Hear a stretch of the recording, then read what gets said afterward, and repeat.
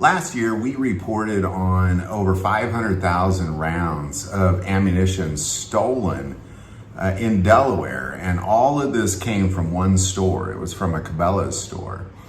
And since then, really all of the punishment, so to say, has gone towards the store itself. All the investigations, everything really went to, and it came down to that they just had it out on the floor versus behind a shelf, and it just went rampant. Now, since then, they have caught somebody, and they ultimately slapped them on the wrist. No jail time. And all of that ammo was admittedly sold to criminals, mostly around Delaware. Now, we reported on this last year, and so I apologize if you're kind of hearing old news here, and that's not what this is. What we're here to talk about is now they're actually looking for that ammo.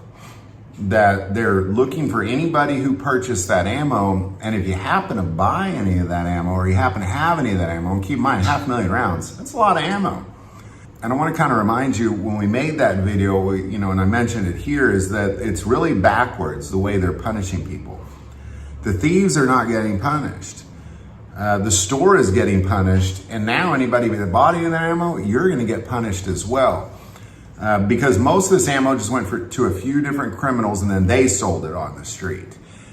So if you bought any of it, again, you could be in big trouble. I recommend you get rid of it.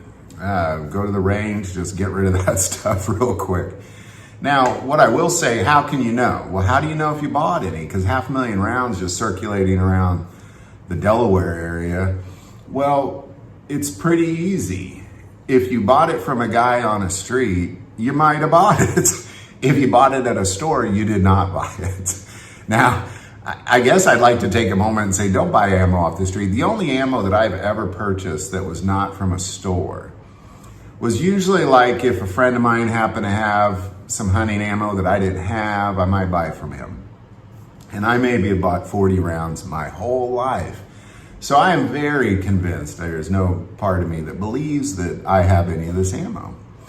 But again, if you happen to be purchasing ammo from just a guy on the streets, or if you a known criminal, so to say, around the Delaware area, then chances are you probably have it. And by the way, if you bought a large amount too, people talk. They already are talking. Like everybody that's getting caught is sharing everything they know. So, and I think that a lot of that has to do with why you got like the store being punished, but not the criminals. And now you have the people who purchased the stolen goods being punished, and not the people selling the stolen goods. Because, they're blabbing.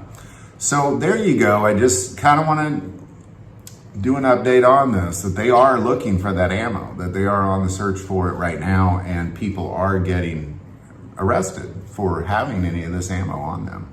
And again, not the thieves, not the sellers, the store and the people that bought them. Those are the only people getting punished right now. So there you go. Any thoughts or insight on any of this, definitely put it below. Hope this information was helpful. You know anybody in the Delaware area bought ammo, send them this video. I think people just get rid of it. Just don't have that ammo on you. I think is really the most important part of all this. So again, any thoughts or insight, put it below. Do want to take a moment and say most people watch this channel, they're not subscribers. Click that subscribe button. Greatly increases the algorithm and our ability to get these messages out. That link is also below. But the most important part of this channel, we take prayer requests. So please don't ever hesitate to send that in. Thank you for watching this episode of God, Family, and Guns. And as always, love God, love your family, and love guns.